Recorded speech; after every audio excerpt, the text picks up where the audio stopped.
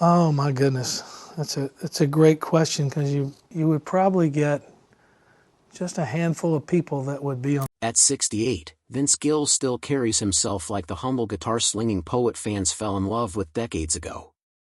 But behind the velvet voice and shelves of Grammy Awards is a side of Gill the public rarely sees, the quiet critic, the fierce competitor, the man who's kept his true feelings buried beneath decades of country charm. Throughout his career, Gill quietly resented artists who chased fame over craft, who bent the rules of tradition, or who disrespected the genre he spent his life defending. And now, in a recent interview, Vince Gill reveals the names of these 7 artists. You may think you know Vince Gill, but after this, you'll never hear his music, or theirs, the same way again. Let's start at the beginning, before the fame, before the feuds. Because by the time we reach the last person on his list, you'll be questioning everything you thought you knew about country royalty. The making of Vince Gill. He grew up in Norman, Oklahoma. Not exactly Nashville, but close enough to dream. Vince Gill was born into a household filled with music and hard lessons. His father was a federal judge and a part-time musician, strict but loving. It was from him that Gill learned both discipline and how to play guitar, lessons that would shape not just his music but his entire identity. Vince's path to success was paved with heartbreak. He joined bluegrass bands in his early years, grinding through small gigs, sleeping in vans, and accepting whatever pay he could scrape together. He learned to survive on talent, grit, and the support of fellow musicians who recognized his rare gift. But everything changed when he joined the country rock band Pure Prairie League. His voice turned heads, and this time, it didn't hang up. In the 80s and 90s, he became a fixture of the country scene, 21 Grammy wins, countless CMAs, and respect from every corner of the industry. He became known as a songwriter's songwriter, a musician who never took shortcuts and never chased trends. His guitar spoke with elegance, his lyrics with honesty. But with that success came something else, disappointment. Because behind the scenes, Vince watched as the genre he loved began to shift. Faster, flashier, more commercial. Country music was changing, and not always in ways he respected. He saw artists rise on image instead of skill. He watched genuine songwriting give way to mass-market formulas. Awards began going to acts he felt hadn't paid their dues, who built careers on gimmicks, catchphrases, and shock value rather than substance. He sat in award shows applauding politely, even as his blood boiled. He saw performers lip-syncing while real musicians were pushed to the shadows. He watched industry executives reward artists who played politics instead of playing instruments. And worst of all, he watched the heart of country music, truth, struggle, humility, get replaced by filters, flash, and manufactured rebellion. He bit his tongue for years. But now, the gloves are off. Vince never named names, until now. Kris Kristofferson. We make it through the night as pretty great. Why? Lord's great. Would you call this guy a great singer? Not necessarily this one, shocked even longtime fans because for decades, Vince Gill publicly praised the legends, the greats who paved the way. But behind the scenes, there was one name that, according to insiders, Vince avoided completely, Kris Kristofferson. They came from different worlds. Kris was the outlaw poet, raw, ragged, unpredictable. He'd crash parties, slur his way through interviews, and still walk out with the room's respect. Vince, on the other hand, was precise, polished, a technician in the studio and a perfectionist on stage. He valued technical skill, lyrical structure, and vocal control. And while Vince never openly attacked Kristofferson, there was something in the way he dodged his name in interviews, something in the long pauses, something unsaid but felt. One story from a CMA rehearsal made the rounds for years. When Kristofferson was scheduled to perform, Vince reportedly left early, mumbling something about not watching another train wreck on stage. It was never confirmed, but in Nashville, stories like that don't need confirmation to stick. Privately, Vince was said to be deeply frustrated by the way critics romanticized Kristofferson's messiness, calling it authentic, gritty, and real, while other more skilled performers who practiced relentlessly got passed over. One close friend claimed Vince once said, "It's not deep, it's just sloppy." We lowered the bar and called it genius. He didn't hate Kristofferson's success, he resented how it rewrote the rules of what greatness looked like. To Vince, artistry was about mastering your craft. Chris, in his eyes, had skipped the discipline and been rewarded for the damage. Years went by, and the tension never fully faded. There were no duets, no tributes, no collaborations. Even when Vince hosted events honoring other greats from Kristofferson's era, his name was conspicuously absent, like a ghost left off the guest list. And now, in a rare moment of honesty, Gill finally included him on the list, not out of malice, but because the divide was too deep to deny.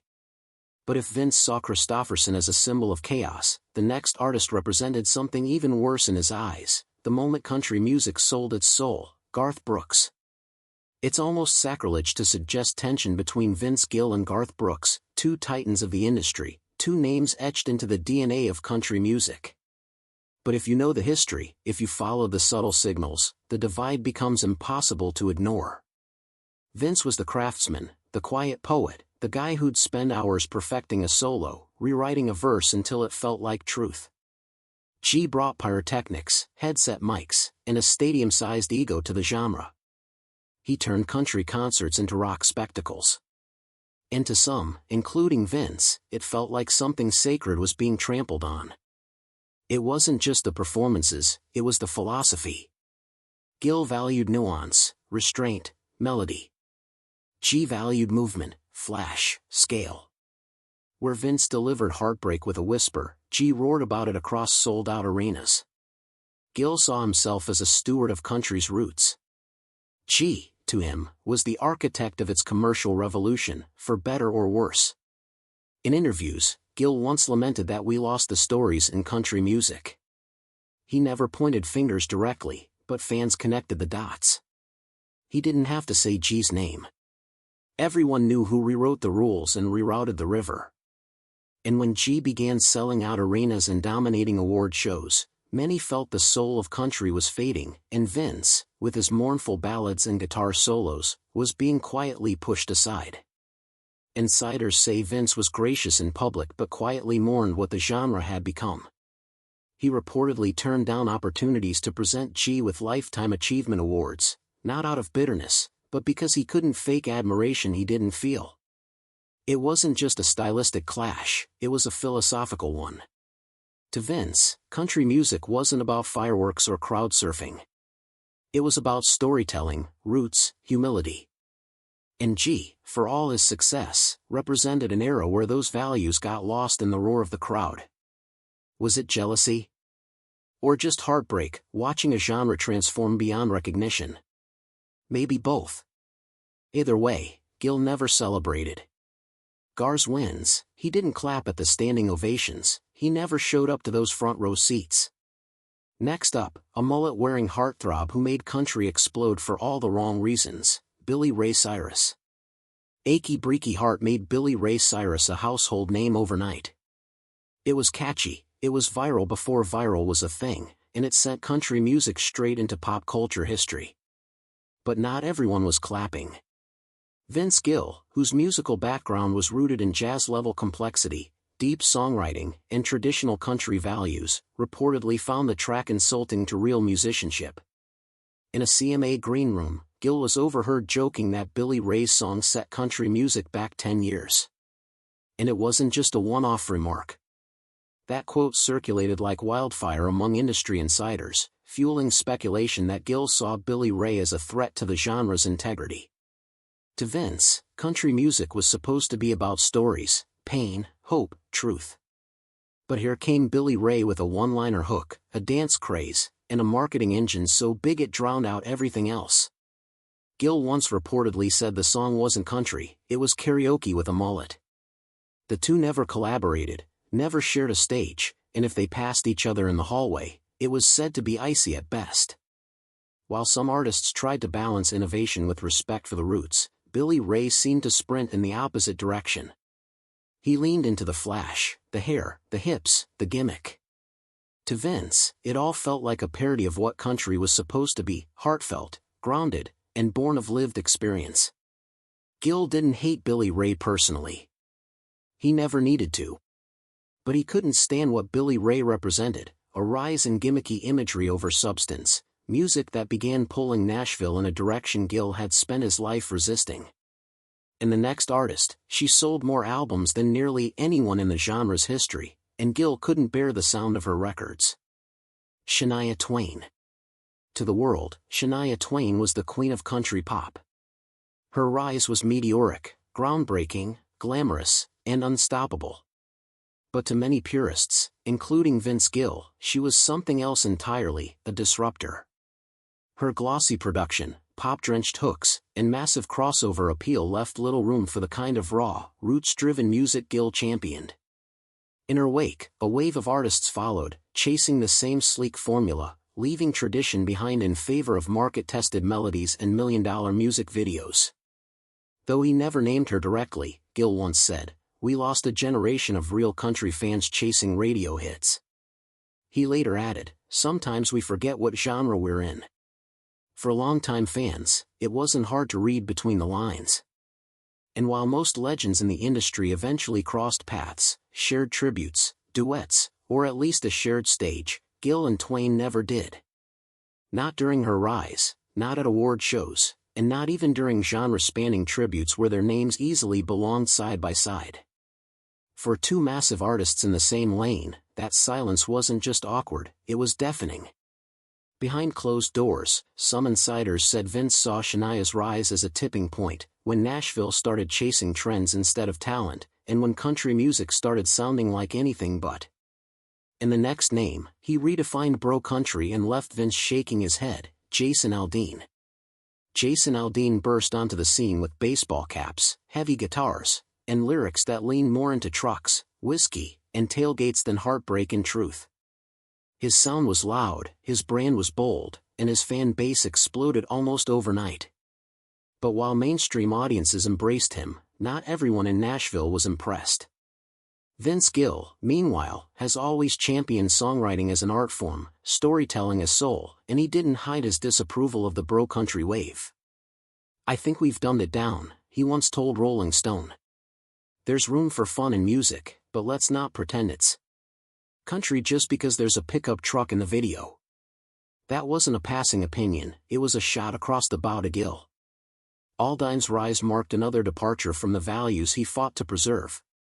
Loud production, shallow lyrics, and what Gill called lifestyle marketing over lived experience were never what he believed country music stood for. Though Aldine and Gill have both appeared at major country festivals, they've never shared a bill, and insiders say Gill has quietly declined to present or attend any event where Aldine was the featured headliner. It wasn't about ego, it was about identity. Gill couldn't bring himself to endorse what Aldine represented. The distance wasn't just stylistic, it was philosophical. One built his legacy on substance, the other on spectacle. But if Aldine was too loud for Gill, the next guy might have been too loud for the whole world, Kanye West. This one might sound far-fetched, but hear us out. Vince Gill never named Kanye West, but in multiple interviews, he's made one thing abundantly clear: he believes the ego in modern music is suffocating. He's called out artists who chase fame over craft, spectacle over substance. And if that sounds familiar, it's because it is. In 2016, Gill said in an interview, "I see young artists walk into a room and expect the world to bow. Back in my day, you earned respect by listening first." When pressed if he meant anyone in particular, Gill just smiled and said nothing. But the timing of that quote was no coincidence. It came the very same month Kanye declared himself the greatest artist of all time during a now infamous rant. The media ran wild with speculation. Fans read between the lines. The industry, they said, knew exactly who Vince meant. To Gill, music is sacred, it's about humility, service, and sincerity. It's not about hijacking award shows or demanding attention at every turn. And Kanye, whether intentionally or not, became the embodiment of everything Vince seemed to stand against: chaos over control, self-worship over soul. They've never crossed paths, never needed to. Because to Vince, this wasn't about genre. It was about values. So now you know the 7 names Vince Gill couldn't stand, publicly or privately. From legends to pop stars to genre-bending risk-takers, these weren't casual disagreements. These were deep fractures in the soul of country music, moments where Vince chose silence over support, dignity over popularity,